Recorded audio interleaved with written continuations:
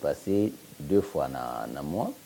Eza na jour na bandote ya eza pe na jour oyo to banolo mamboka. Ya lelo eza siko koloba mamboka. Voilà pourquoi ndeko jeune Kalaté aozana biso awa pour azwa place na ye. To répondre na ba question na ye. Na oyo etali makamamboka, moi étant que pasteur na ko parler makamamboka ndenge bato nyonso ba lobela yango te pour nga na ko parler yango du point de vue biblique. Na kozwa Bible, soko zwi Bible na biti ko muto aza chrétien to muto aza religieux, même si oza no religieux te. Mais ozwi ba principe a Bible o mettre en pratique o retrouver résultat nango. Na lobaki yango na bandeko msoto bandaki koza na bango ba poser une question ba valeur o yangai na yesi bon que tous mes valeurs sont tournées autour de la Bible parce que naza chrétien.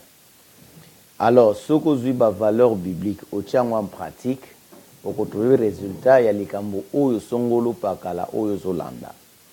La même chose ce qui potangi Bible o ko découvrir la situation où tu vivre dans le monde. Nous parler sur Congo Kate. Dans le monde, ils ont vraiment, en anglais, foretold dans la Bible. C'est-à-dire, Bible lobeli makambo avant yango et Salema. Mingi na prophétie à Daniel. Tokotanga ngote pour nazote yate. Mais ce qui otangi livre ya prophète Daniel.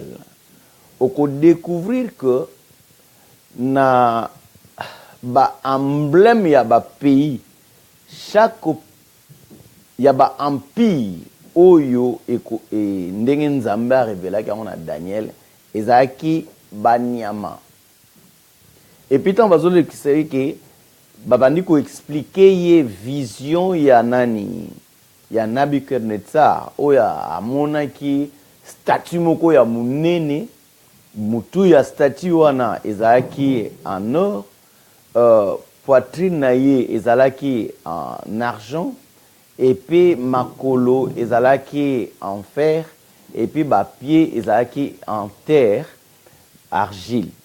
Sikoyo libanga moko euti de nulle part, eye ebeti statue wana ya munene, statue wana ekatani.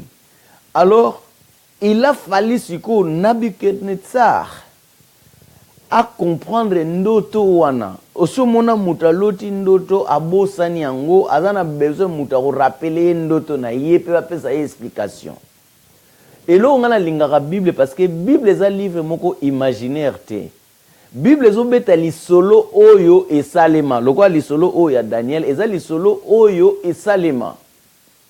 Mais l'air Daniel a niko expliquer a expliqué le 4 royaumes oyo ezoya to na oyo ezalaki déjà empire babylonien.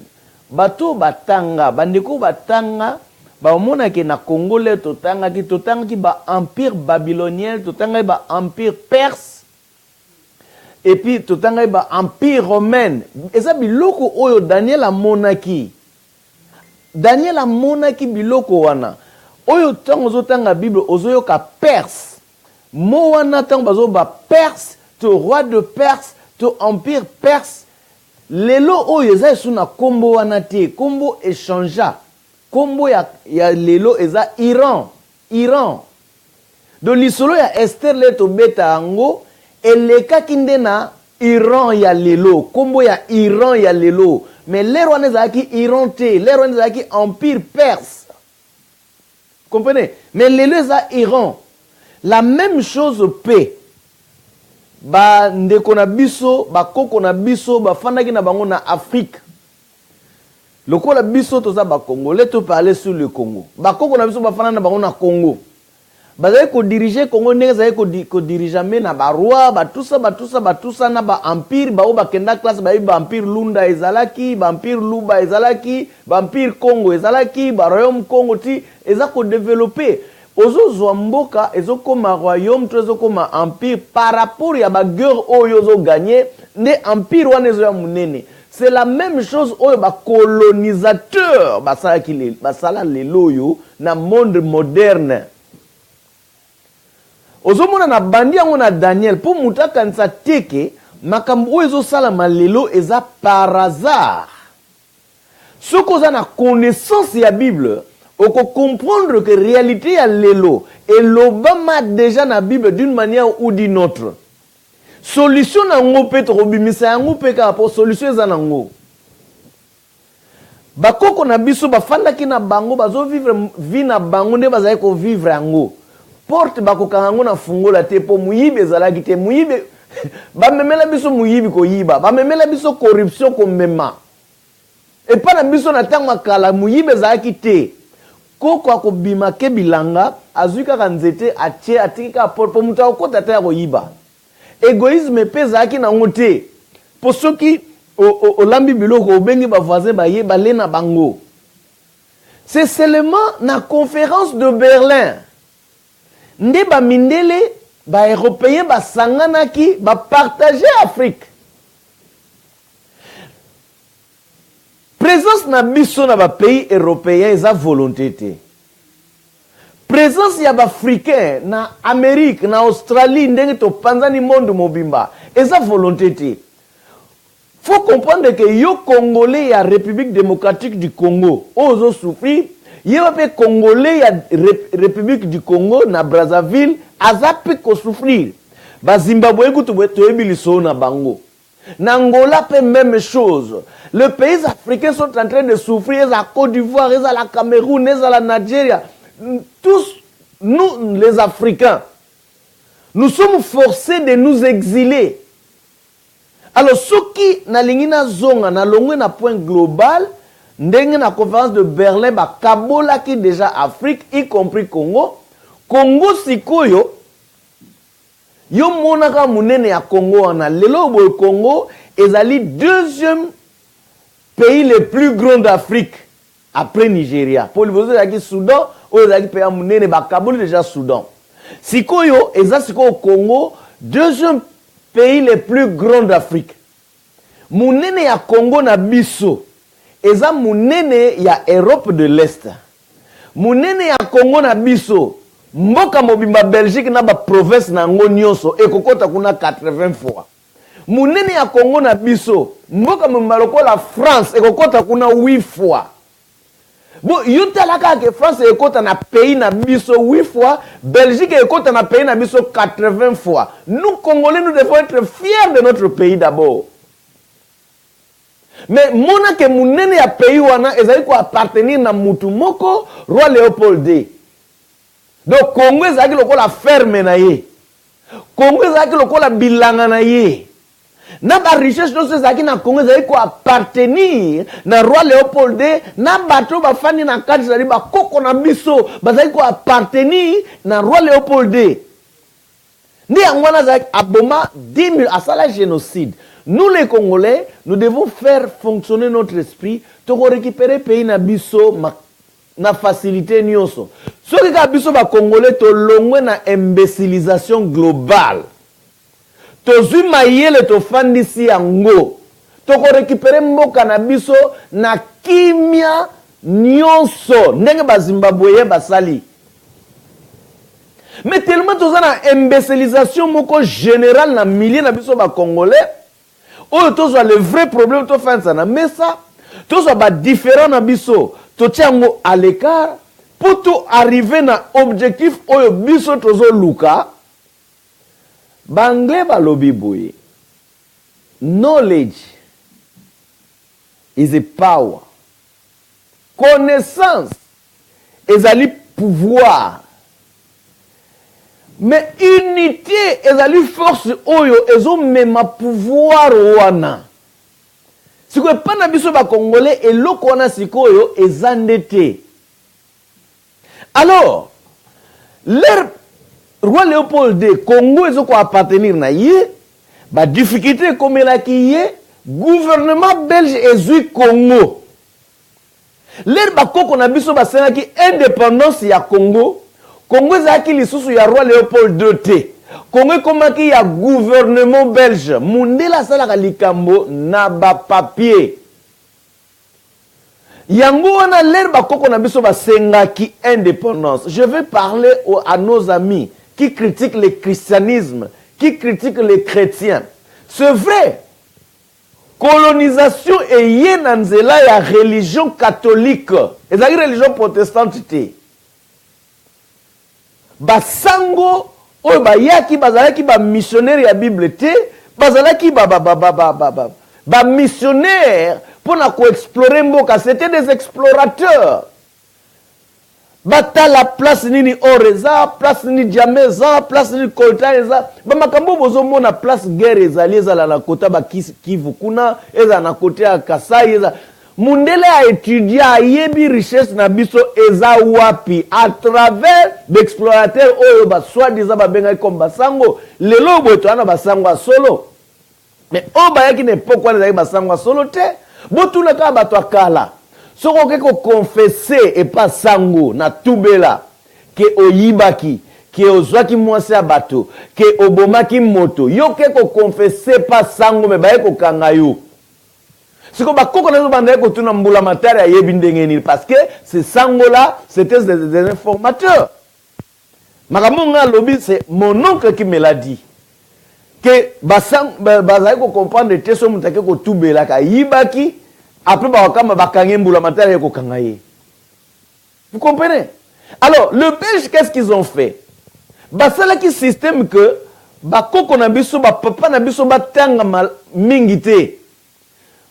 pour contrôler un peuple, il faut contrôler son éducation.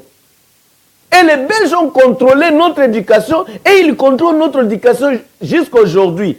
Éducation à Congo. Et ça, éducation, à réfléchir. Parce que les Belges nous ont refusé de réfléchir à travers l'éducation. Exemple. Bauti ko likamoke lekina Libi awa. Bateki bazoteka immigré bande kona biso batu mwindu bateka bango lokola bateka bango comme ba esclave na vente aux enchères. Alpha Blondy, un musicien mokili. Ya yemba kutu banzemba monsieur le président. Ya lobelaka gouvernement tête à tête, fara na banzembo na ye. Asali vidéo na ye parce que asala banzembo oyazo condamné ba gouvernement azo condamné ba armée na banzembo na ye a utilisé statut na ye ya star ya musique pour véhiculer un message politique pour la libération d'Afrique. L'air à apprendre par les médias comme vous et moi, afandi asali sikoyo message na ye oyo atindi message na ezaki suivi. Alobi que place nyonso bato bazali bakende ko manifester na ambassade ya Libye et tout le monde a suivi ça. Nous avons parlé sur éducation. Mais tous les musiciens congolais qui ne réfléchissent pas. Mokolo mokote, tomoni Kofi, tomoni Wera, tomoni JB, tomoni Bafere Babimi Lelo, tomoni ba musiciens nyoso bino boyebi banzembo na bango bini sakabato. Mokolo nini esi ba télément. Bapé sa message comme Alpha Blondy sur ce qui se passe au Congo. Moukolonine. Non. Mais baouti côté kabato comme esclave, Kofi sans Sony, azo téléma, azo ça la message côté les la.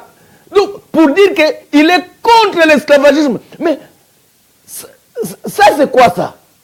Comment tu n'as pas le courage ni la capacité de condamner ce qui se passe dans ton pays? Ozo soit courage, il y a qu'on condamner ou les cas na Libye. Parce que les Congolais ne réfléchissent pas. Nazo parler na Congolais ya oya yo nangozola. Nazo parler exemple ya buzoba ndengwana. Mais au moins ce que ça peine ba Congolais mususu bandi ko betele maboko o Kofi alobi elengo. Mais eza buzoba. Mais Alpha Blondy est sa qualité na ye pour y aller déjà ba président. Mais ceux qui ba musicien na biso, bazaki bato bazo réfléchir. Ndenge to moni ready à réfléchir sikoyo.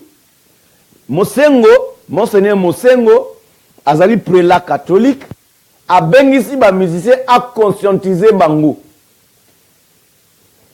Ready à miss ya telemi bolazo bozola na on partager yango pe na nani na pourquoi na partager aye parce que ye na yebi. C'est un monsieur o na yebi ke aza bien même banze mona ba thème na yeza ba thème moko éducatif. Alors parmi les musiciens oyo ngala kutana bango ya mokili, c'est Ready o ya impressionnant comme mutu azana valeur. Aouti koloba et pas Monseigneur Mosengo que ça fait 10 ans. Depuis bana poto, c'est-à-dire depuis ba combattant, bazwa mesure, décret penza et signama na ba combattant, et l'autre wana ba combattant ba réussissa. Pour makambu wana ya lumbe e banda awa na ba emeka bangu nzamba pambola eme place oza. E banda awa bana France ba yambi yango musique beta te e banda awa. L'air bazo que nous mettons dans la France, la Belgique, ah ouais, ça qui déjà été. Le monde mobimba. Parmi les Congolais, parce que bazali, musiciens, à aucun ne combatté. Redia Leli et Paï, il y a Monseigneur Mosengo. Abiba Nabana Poto. Yo moi na Londres, Kobosa na teke Nzambe a utilisé qui yo pour le lobo et ba musicien wana bazambano na bango. Alors, biba comment qu'on souffrir? C'est pour dire que cette mesure qui a été prise par les combattants est frappant Bango Penza. Et puis mesure on a, et c'est que mesure que nous continuons quoi hier, tout à lobby et bon signé non, c'est seulement les Congolais n'a pas si oyo, parce que les Congolais vont souffrir, va décider va saler yango et puis va foutre mbano na bango parce que va yembela qui gouvernement ready à confesser. Et puis, et l'autre a dit que le ya makasi a dit que et l'autre a mis la part mbano ou que ba betate. Mais ça quand même na ba congolais oyo ba sai ko luka ke musique songa. Parce que le Belge contrôle l'éducation du Congo. Bazo ko empêcher mutu à réfléchir. Ba Belge ba mema ki biso ba congolais, c'est-à-dire ba koko na biso na koyemba na kobina. Mais likamba kobina e bani na tanga mobutu kakate c'était le bayeba c'était un système oyo basaki et ça système oyo tozo luka kobuka bozo mwale madame F azoleka awa azolo ba makambo oyo eza impopulaire mais azolo bango devant le média parce que yango ndeza na nzela l'autre fois tanga critiquer makambu politique ndenge zo salema ke ko changer ablomi même tout que ce qu'on a besoin bossa ne débat ce sont des histoires réelles mais parce que nous voulons que les gens comprennent ce n'est pas parce que la majorité des gens bazolo balikambu moko que likambu na majorité zolo bandeza na raison c'est pas parce que bozé belé bo continue imbécilisation moko globale que makambona buzobana bosala bozé belé que eza raison té ndi ngona to bitin nous allons parler autrement makambo eza na nzela ko kanzati que makambo belé bozoloba eza na nzela té na moment oyo Congo eza na besoin que les gens arrivent à réfléchir. Si on réfléchir, c'est à ce moment-là que la solution est monana. Ndenge ba combattant bazalaki. Avant, ba combattant ba kota na ba groupuscule, ba kota na ba parti politique, ba kota na ba idée politique. Mbano nango ba musicien ba leli. Pour les rois nezalaki te que oyo azali tendance ya PPRD, oyo azali tendance ya UDPS, oyo azali tendance ya Apareco, non, ezalaki bongo te. Ezalaki tout Congolais aza combattant. Tout Congolais aza combattant. Mais le combat est koufi. Pourquoi? Parce que les politiciens, ko hijack combat. Si ko combattant ba kabwani selon appartenance politique. Moutoumso a combattu un solo. Mais abandi kolanda idéologie à IDPS. Or, IDPS est un parti politique. Or, dans la situation où nous avons comme la révolution en marche, un pays occupé n'a pas besoin de parti politique. Un pays occupé n'a pas besoin de l'opposition. Opposition n'a parti politique et fonctionnaka tango makambo dans un état démocratique. Mais Congo n'est état té.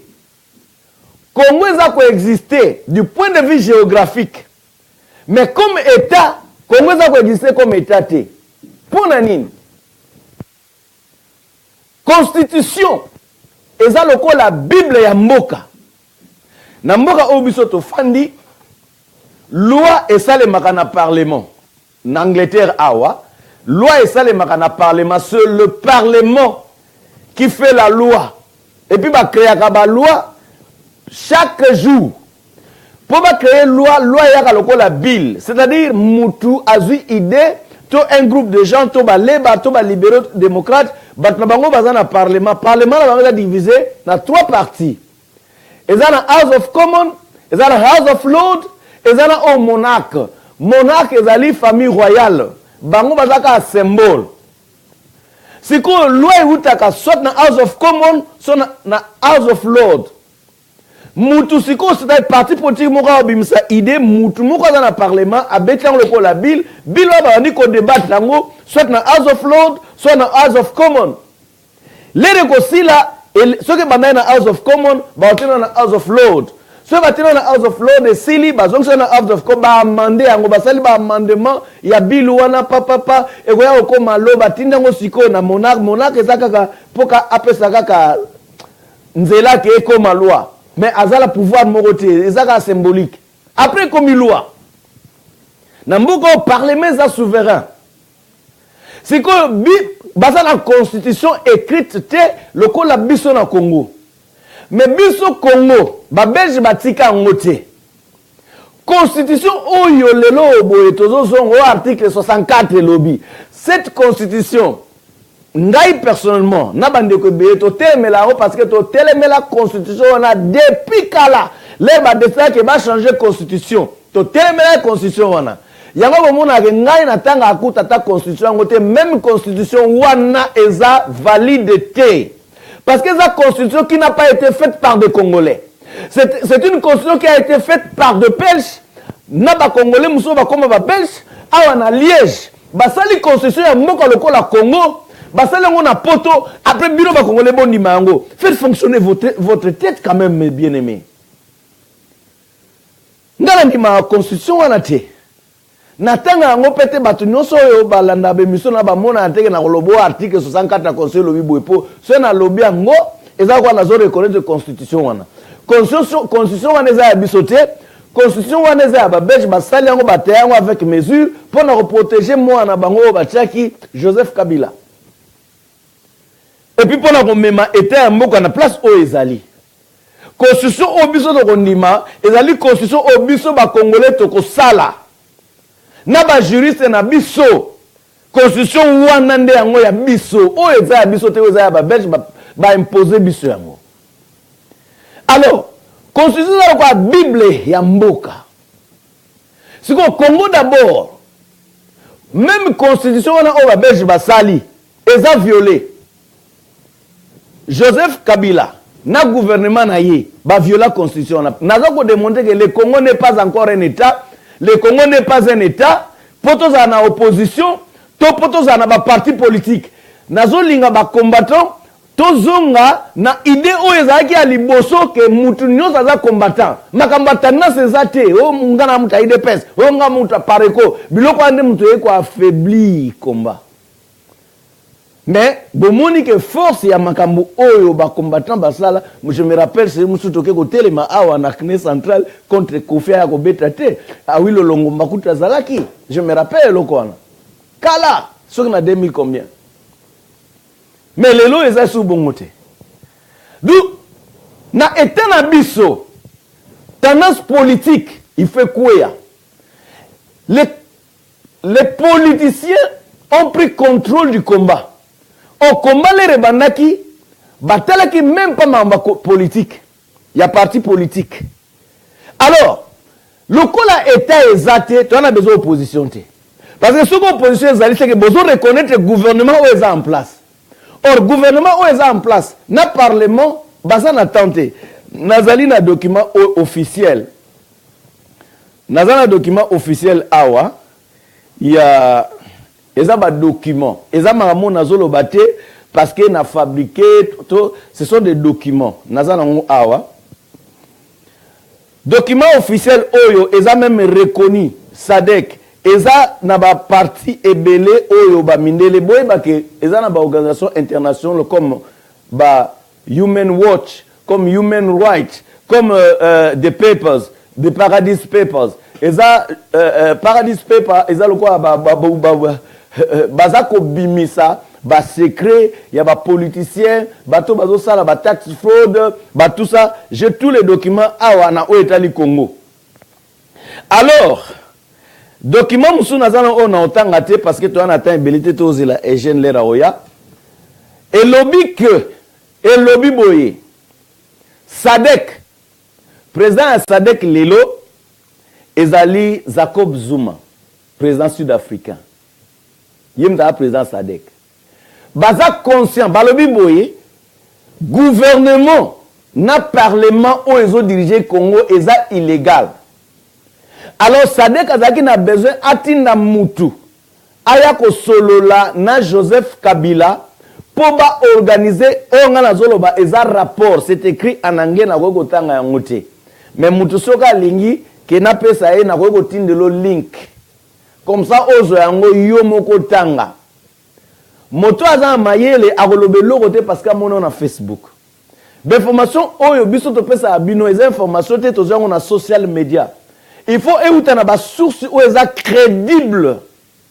Ndi ba document oyo biso to gardaka, ba document oyo biso to zo komona ba évidence na yango SADC ba sali réunion na bango batinda mutu aya kosoa na gouvernement parce que SADC azo reconnaître que mandat Joseph est illégal, parlement est illégal. Pour nini parce que mandat la bango c'est si là.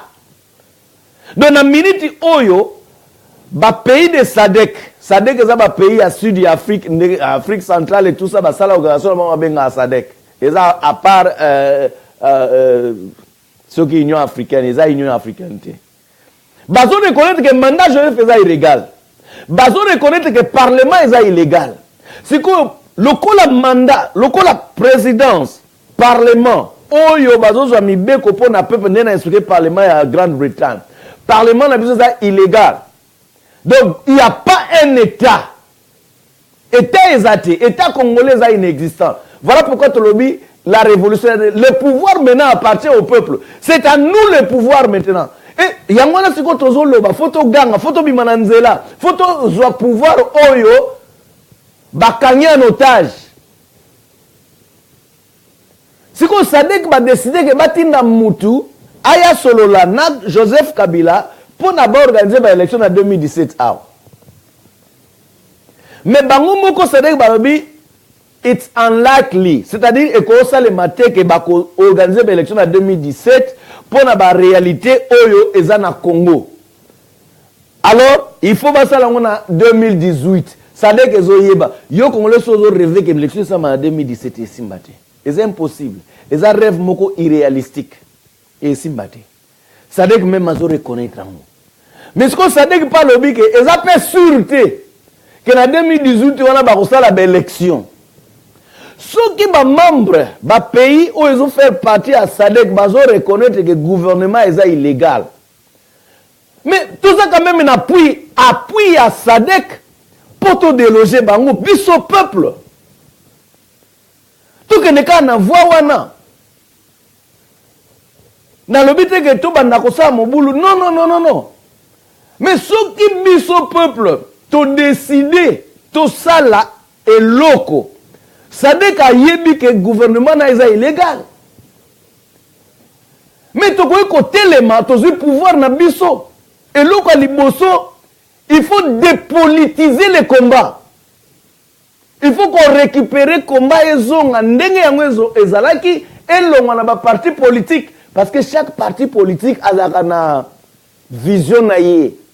Chaque parti politique eza na but na yango nde to fa na Angleterre awa tozana ba conservateur bazali na memo na bango tozali na baleba bazana memo na bango tozana ba libéraux démocrates tozana Green Party tozana ba parti belé eza na Angleterre na ba France na ba pays nyonso bango baza chaque parti politique ezaka na idéal nango eza na vision nango eza na plan nango siko bako partager vision na bango na ba membre na bango et chaque membre du parti politique aza obligé ya ko soutenir financièrement parti politique na ye pe aza obligé ya ko soutenir idée ya parti politique na ye pour ne kopesa yo idée na mercredi nyonso ya semaine awa en Angleterre ezaka na débat ya parlement opposition na gouvernement na ba parti mike bazalaka premier ministre akopesa vision na ye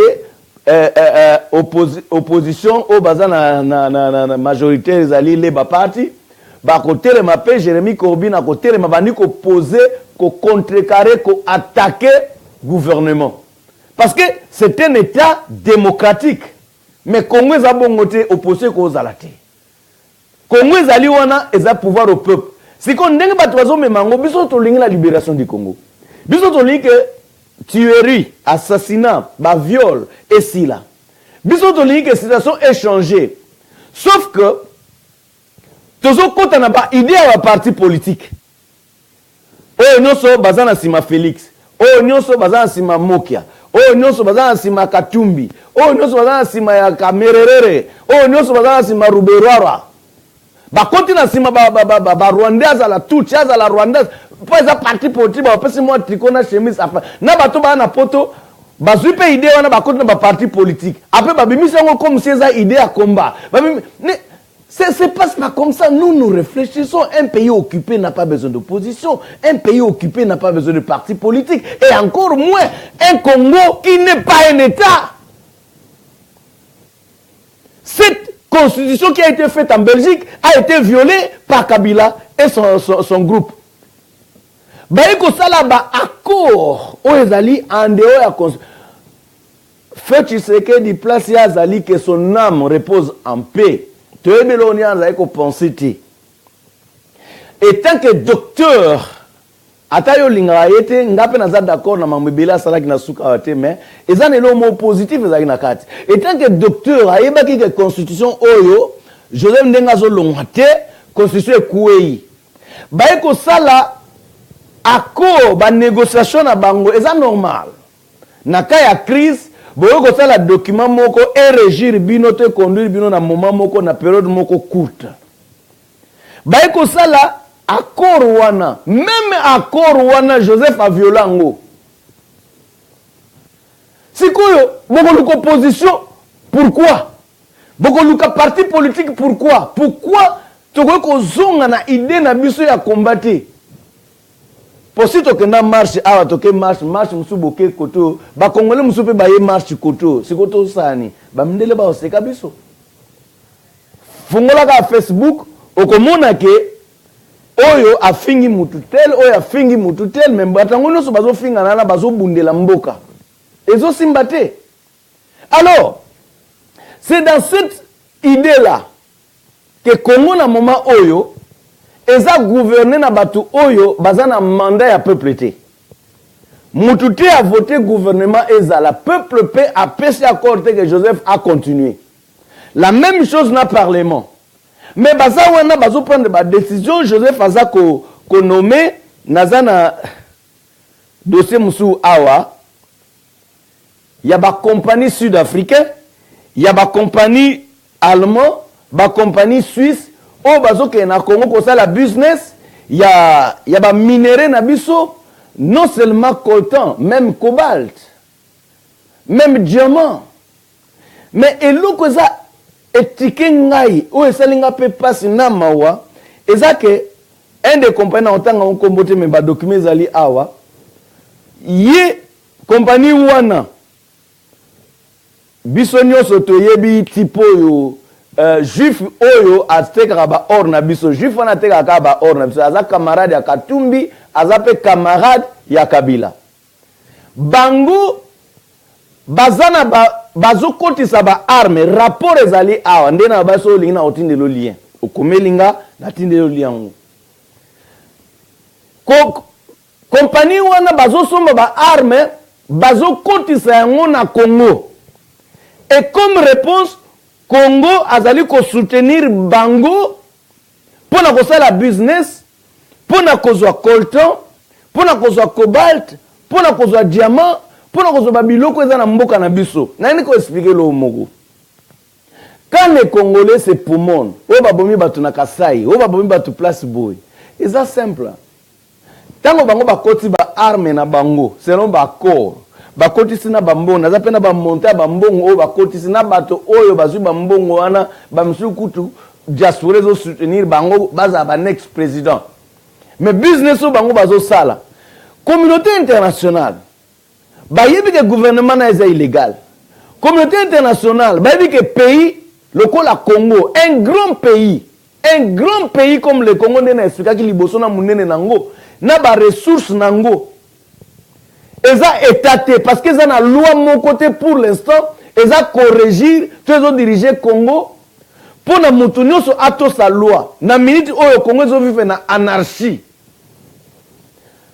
Congo zo vive na anarchie mutu nyonso aza na pete na yali ngaka kanga mutu chepe na makala sans dossier mutu nyonso ko signer mikanda ndenge sengeli eza kali kamba relation na yebani na yo ko limwa yo na yebani na yo na ko sala boy na yebani na donc eza anarchie parce que loi ezalité quand il y a pas la loi il y a l'anarchie or loi ezana ezali pour la ko régulariser bato ba vivre d'une certaine manière eza le kwande to kumbaka eza ba loi routière ebi ke faut tambola nzela oyo faut tambola na vitesse oyo soko moni signe oyo bo etelema mais soki ba signe wana ezate eza baptisé ko salema bato ba okufa c'est la même chose na Congo loi nini za corrigir Congo ezate alors toujours vivre na anarchie wana je veux soka sepeli ke aboma muta bomi na yeye abomi ba américain mi balé est-ce que toujours comme moitié que États-Unis et ça li pe logoté ba bomi deux citoyens américains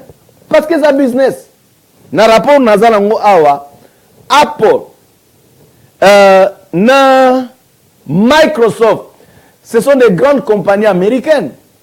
Bazo profiter na coltan ya Congo, non seulement coltan, na cobalt ya Congo, bazo profiter na ba richesse belé o batangi na kati ya rapport oyo. Apple na Microsoft bazo profiter nango. Alors, nous pesa bango faveur wana nani. Rapport est bien que le gouvernement et puis bah côté bien le président de la République parce que mukolo compagnie na ba relation malamu na président de la République parce que ba compagnie wana est corrompue bazo pesa mbongo ba mbongo o batangi a ba 425 millions de dollars o bazo pesa na pour na basala eloko bazo sala to basala eloko bazo sala parce que eza eloko moko impossible qu'on a tué deux Américains au ba na kombo ya ONU bazo travailler na compte ya ONU Organisation des Nations Unies oyo ba payer beleza signataire bongo siko l'équipe na kimia pe boye et tout ça Congolais ce sont des rêves notre solution ne viendra pas de ce pays là parce que ba pays wana bazo profiter na des autres oyo les capos bango ba ça la business ce n'est pas les Américains qui vont avoir les soucis des Congolais parce que situation au biso tozanango ça a été créé par les Américains et les Belges. Parce que solution à biso, nous le peuple, nous sommes abandonnés à nous-mêmes. Yangona ba tout oyo bazali na autorité. Quand je parle des autorités, on parle ba autorité politique. Nazo parler na ba musicien. Nazo parler na ba pasteur. Nazo parler na ba professeur ya ba université, ba académique wana. toye kola sikoyo koloba ko utiliser position oyo biso tozanango pona ko dévoiler makambo ya mabe oyo ezali et puis pona ko luka ko pesa ba solution na situation oyo mboka na biso ezali ko traverser parce que ezali so mboka te eloko ndoze salaka état ezali soute na minute oboye makambo eleki na Zimbabwe awo oyo ezoleka na Zimbabwe eloko ni esalemi l'air kaka armée zimbabwéen basiliki basali makambo bango basali marche te basali ville morte te baleki pete na ba médias sociaux balobaki les soki les 12 les 13 biso tokobima na nzela mais yoso mona mutu alinga sala révolution azoloba dato ya obanda révolution ete ya bisoti likambo ya Zimbabwe ete ya bisoti ba Zimbabwe tozana bango na poto ebele tout le monde azali ko se plaindre contre Robert Mugabe. Robert Mugabe a tué son peuple comme Joseph a été tué. Robert Mugabe c'est le parrain de Joseph Kabila. Robert Mugabe a participé à l'assassinat de Laurent Désiré Kabila. Robert Mugabe, Kakawana, c'est lui qui avait donné des militaires à Joseph Kabila. Pour n'abaya ko koti saye na pouvoir. L'herbe bomi Laurent Désiré Kabila na Kinshasa. Joseph azalaki wapi? Joseph azalaki na Zimbabwe. Alai kuna na rare. Esika oyo bakataki loboko ya Laurent Désiré Kabila po bazwa ba fingerprint na ye, bafungola coffre fort na ye oyo azalaki nango, babimisa ba bien oyo Laurent azalaki kobomba na Zimbabwe, bakaboli yango na ye. Mugabe. Et puis zaki Mugabe mutapesa ki Joseph Kabila basoda na ye Zimbabwe oyo ye Laurent Joseph ayaki na bango tina palais de marbre l'air général Munene oyo muso aza na prison wana bazosa la réunion à conseil des ministres na palais de marbre Joseph akotaki na ba Zimbabwe donné par Mugabe. Mugabe est l'un des parrains de Joseph Kabila. Mais leur armée a monique trop c'est trop. Armée stepin. Armée asali oyo asali babomi mutute. Mais si quoi comment négocier il faut démissionner. Parti politique ya ye Mugabe bengani ba saki ye na parti politique. Est-ce que les Congolais nous ne pouvons pas réfléchir? Nous ne pouvons pas réfléchir. Est-ce que les Kambaba voisins côté abisoté basali marche wa? Mais quand nous disons les 15 na monaki bato na passer les 15 pendant les 15 lobini na biboti ce sont des foutaises. Parce que une personne qui veut faire la révolution ne le dit pas. Indépendance ya Congo était à biso. L'air bakoko na biso bazwa ki indépendance. Ba yeba kite ke e ko le kandenge le kaki wana. Ezaki na ngoli solo bale sina betango na émission. Mais tant que vous avez dit les 15, les Kalanzela, et ça le la traite moroboye, à ce gouvernement, les 15, les Congolais, les Babi Mananzela, alors le gouvernement est venu à Rosala. Qu'est-ce qui s'est passé? Batinde la yanga ba image le même les 15 ans nazo mona batunde ba bisezo tambola, bat bazo kene na ba misala, bat bazo teka, mais échoué déjà parce que ça se passe pas comme ça. Mais les Rwandais ont détruit notre armée, nous les Congolais nous n'avons pas l'armée. Ba Zimbabwe ya bango simbi parce que armée na bango eza ya bango ba Zimbabweyen. Général ya armée aza Zimbabweyen. Mais pas na biso. Bazui ba Congolais nyonso o bazaki ba konzi, ba pesi bango ba pension forcée. Ba misusu ba bomi bango. Batu nyonso bayaki na Kabila. Ba bomi bango. Ba konzi nyonso Mobutu a format. Ba bomi bango ba misutu wana bango ba koma kolia ba semul mabume vimba ba bosana mamboka ba koma kolia ba mbongo na bango. Dans l'entretemps, Joseph a remplacé les hauts officiers armés par des Rwandais. Batu nyoso ba simbi ba point de commandement na armée. Ce sont des étrangers, ce sont des Rwandais. Parce que azali komona musika na tango yozo finga muninga na congolais wana finga oyo wana finga oyo yazaro ko réfléchir ndeni biso to kanga bango soto tike un général congolais afani na kati awa ko balukela biso un jour. C'est ce qui se passe. Ba congolais a solo baza ba homme de troupe batikela bango ba mandoko ya ba Kalashnikov ya kalawana ya ba riswana beta kate na ba manduki bakendela ka chasse na bamboka bapesi bango manduki akala o esala ka sute bapesi bango manduki ba munitions ezate po ba yebi ke un jour ba ko baluka mais ba o basimbi siko armée na biso siko tolo banano armée yango ya Congo batonga na mbula nini pona 1997 leur AFDL à Koti. Bazui ba soda na biso. Bakenda ko boma bango na Kitona. Bazui ba mandoki na bango. Batumba yango. Soda oyo alapaka ndai ka kokufa pona ekolo. Soda azalo kola globule blanc ozo protéger nzoto. Azalo kola anticorps. Ezo bundisa nzoto, ezo bundela nzoto contre microbe. Microbe so ekoti na nzoto, anticorps ezawana, ebandiko bundisa microbe po mutabela te. Soda azawana, azana pona ko protéger mboka. Mais ba soda na biso o bazali kona pona ko protéger mboka, pona ko protéger ba citoyens zaïrois, ko protéger ba biens zaïroises, ko protéger limite ya Zaïre. Ba soda na biso wana bazui mandoki na bango bake ko déposer na makolo ya ba Kadogo basoda rwandais James Kabarere azalaki général na époque ya musée Laurent Désiré Kabila Azarias Azarias Rubero atile lobo yazana kisasa Babizima Kahara Deo Gracias. Les Rwandais sont venus au Congo. Nous n'avons pas un problème personnel contre les Rwandais. Mais nous voulons démontrer seulement à quel point le Congo est occupé. Et pourquoi nous n'avons pas besoin de partis politiques dans le moment où. Pourquoi nous n'avons pas besoin des élections dans le moment où. Pourquoi nous avons besoin de la révolution. Parce que la révolution, ça appartient au peuple.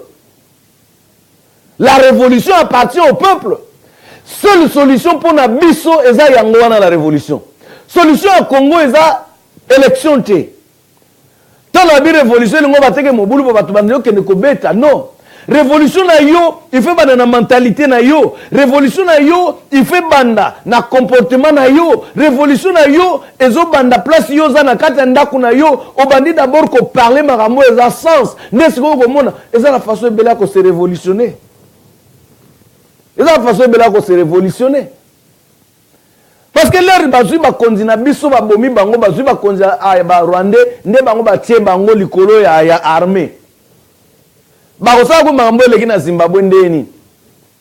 Non seulement ça, bateau bazo diriger ba état na biso ba ofida ba place ya nini. Ce sont des Rwandais. Tout ça nini. Tout ça na trahison jusqu'au sommet de l'état.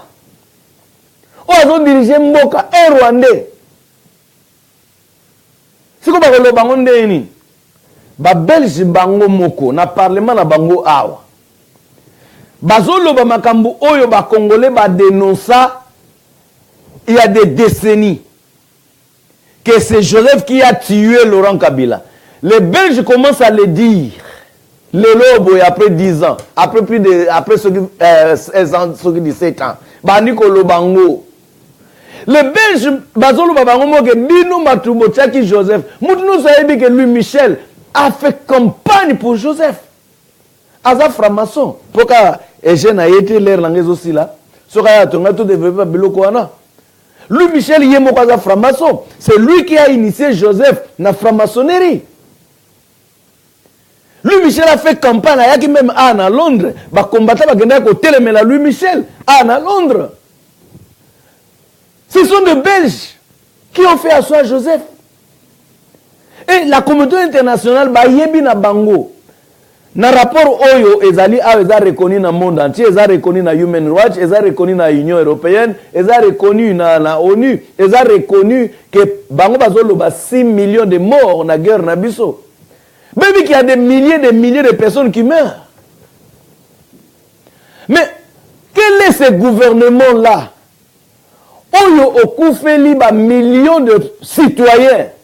Ozo ko mesuré.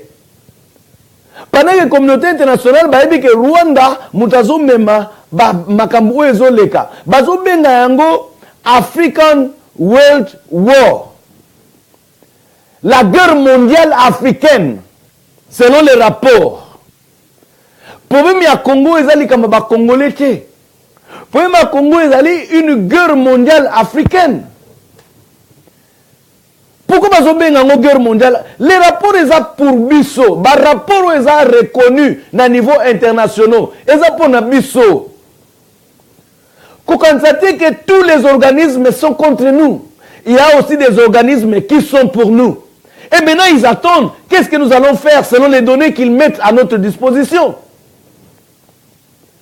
À la place tout ça là oeza na nzela, à la place Tobi Malokola Mutumoko, à la place de faire réfléchir Mituna bis. Moi je pensais, est-ce qu'il y a la possibilité de s'organiser pour notre Koutanana Bata Sadek, pour notre Monana Bango. Est-ce qu'il y a la possibilité de biso to fandi awa, to kendo Koutanana ba parlementaire belge oyo, ba belge ba mo bazana ba problème. Bazana ba problème ba wallon na ba flamand. To ko utiliser division na bangwana te pour to soit pe poids biso pe to mema révolution na mboka na biso. Façon mbele ya ko révolutionner ezali. Révolution le yaka ezala ngona besoin liberté. Ezala ngona besoin liberté. Ezala besoin mutu a organiser bango te. Na Zimbabwe kuna ba Zimbabwe bafana na bango na bandako. Un certain matin armée teleme obi ekangi nango kaka nzela ya parlement na bango. Et kangi pe nzela oyo ya président, c'est-à-dire président yo tikala na ndako na yo na bat na yo, bakangi pe bureau na ye, bazui sikoyo média national, bakangi yango pointre. Tozo mona na tezo tank ka moko, e kangi nzela parlement. Tank mususu e kangi nzela ya présidence et de président obimate. C'est ce qu'ils ont fait. Pepe la muki na tongo akuta général na ce qui fait grade ni azoloba abandi ko loba makamni azoloba wana peuple fandit. Qu'est-ce qui s'est passé 2 jours après? 10 millions de personnes sont sorties dans la rue pour demander la démission de Mugabe, n'est-ce pas? C'est ça la révolution. Leader de bangonani. Mais bazana chef de opposition, chef opposition yeko bima l'air sur peuple abandi ko loba. Mais bazo yokaye te. Bien aimé dans le Seigneur. Les élections auront lieu au Congo, mais pas le moment des élections. Pour ce qui est avoir une élection, et ça, ce qui est avoir moko wana ba belge basala, ce qui est avoir moko wana communauté de diriger biso, tous les besoin de se monter to bano konyo ko lobela makambo. Biso ba msuto zape na facilité ta okendeka na mboka. Pour na élection la ba kosala, mutu oyo apesi calendrier électoral. Asa muta Joseph. Armée oyo soi-disant fait diriger le peuple. Et ça m'a beaucoup à Joseph. Et puis, quand on va repasser sa candidature, je vais voir le babon, on peut sa candidature T. Mais yo peut sa candidature na combo ya PPRD yangote. Si on l'air mutola on peut sa candidature na combo ya PPRD. Et là on est quoi si Mugabe? Parce que Mugabe dit que nazo na comme nanga mukolo na ko pe kokufa na ko suko diriger te nazo ko ko telemate nazo ko fanda te nazo ko incapable de tenir discours à 30 minutes. Alors à chaque vice-président a jusqu'au mois sinaye a remplacer wana bango batel babe oyo azo lukasiko yo akomisa mois sinaye à la présidente Simanae parce que moi si Oyo a comme diriger parti au nom du parti moi je vais faire sa candidature là on fait sa candidature ndenge biso de trichaka moi je vais tricher comme présidente c'est ce qu'ils ont refusé tout simplement na Congo tous incapable de réfléchir même ndenge voilà Papa Tshisekedi abando kufa na ye a préparé Félix. Na pas mogote contre Félix. Azande ko na biso congolais, c'est un jeune au peut azo motivé batu na ndenge na ye. Mais eza wrong. Na nga pe muta IDPS. Mais eza wrong. Parce que Papa Tshisekedi azali na ba combattant o ba bundi na ye, o ba beta bango pe fimbo, o ba sala ke IDPS za la IDPS. Ces gens sont mieux vertébrés que le jeune Félix. Je n'ai rien contre. Nana pe muta IDPS nazo parler comme quelqu'un qui réfléchit, comme un académique qui réfléchit. Mais les Congolais l'ont accepté, bataille IDPS ba accepter on etali bango. C'est ça, ya pomte. Mais na minute où on a besoin d'élection. Parce que l'élection, je vais faire un pouvoir. Na partage le moko ya comédie. Na Congo, soit au salut l'élection. Mouta ko gagner yeba nango parce que c'est impossible. Gouvernement Joseph va organiser l'élection. Bon on va perdre ango. To ko pesa bango sous mandat mususu. Mais sans Joseph, je vais pas à la présidente. Mais le ngolo bateke a osana mo à dire na PPRD. Mobutu alongwa ki président MPR. Aye ko tia mananga na mususu na bosani kombo na ye. Mais qui dirigeait le MPR? N'est-ce pas Mobutu Yemoko? Est-ce que côté abisoté les erreurs du passé et côté abisoté que ce token à l'élection Pepe dans un pouvoir. Bako tia obe miniako. Bako tia mutu mususu obino bomoni kaza mayele. Bako tia Moïse Katumbi pour Moïse Katumbi ça je ne trahirai jamais Joseph Kabila. Et puis Moïse Katumbi n'a pas de parti politique. Moïse Katumbi a awa kosala les yeux d'una IDPS pour pas passer ma voix pour avoir moins ngenge. Tout le monde kosala mususu kamérere awa to telemeli kamere. Kamera a sala ba livre pourquoi j'ai choisi Joseph Kabila. Est-ce que le livre on a critiqué? Pourquoi nous les Congolais nous ne réfléchissons pas? Francis Kalomba bomisi ba Congolais. Francis Kalomba supporter Joseph Kabila. Ces gens-là leur bazo mona biloko wana ba kili ba yena ngam na biso to yambi bango to bani ko protéger ba to bani ko betela ba maboko. Pourquoi ba ko futa mbano ya masumu na bango te? Pourquoi ba ko futa mbano masumu na bango te? Tant ba timoli libulu po ba Congolais ba kufa. Tant mutana bike ngana kimi parce que ba liba bo mangai. Ava déjà traître. Okotia mutande ngwana confiance comment? Na situation ya injustice ndengezoleka na Congo. Bopito ekomi ko kanga pokisi ezate. Bato bazo kufa parce que incompétence ya ba médecin o baza mal formé. Bakozongisa mutu solution glucosée sans que basa la test mutu aza na diabète toté. Ba mama na biso, ba star, ba tebele bazo kufa pona Congo soka ozui malaria, ozui typhoïde, ozui soki nini perfusion. Mais baba tia perfusion, il faut ba yeba soki mutu wana azali na maladie nini soka akondima glucosée soki kis mais le col ba facilité wana ezati. Bato bazo kufa. Classe Batou, moi j'ai bac, j'ai diplôme d'état. Bazo tout na français, français tengama parce que ba contrôler l'éducation na biso, ba contrôler pena langue na biso. Ndé na bana ekoloba. Pour contrôler un peuple, il faut contrôler son éducation. Pour contrôler l'éducation d'un peuple, il faut contrôler sa langue. Okozwa peuple mobimba, bange batanga en anglais, baloba en anglais. Nandaola baloba en anglais. Ba français batanga en français. Batanga ba mathématiques na français, batanga ba cours nyonso na français. Ya biso siko bazui minoko oyo biso to botama nango, to na facilité à s'exprimer, balongoli yango. Bando tanga siko mathématiques na munoko musu. Donc ozo tanga deux fois. Eza ndenge to na Angleterre. To ke de ba classe ozo tanga na langue na makambango. Siko na Congo ozotanga deux fois, ozotanga français, ozotanga na mathématiques mbala moko, ozotanga physique, ozotanga na mathématiques mbala moko, ozosala chimie, ozosala chimie wana na lingala te, mais na français, formule oyebi yango, bana siko koluka ba monde no ko bimisa ngo français ko mobulu. C'est comme ça qu'ils nous contrôlent. Bien aimé dans le Seigneur, nasuki a Paulin na monsieur Koki.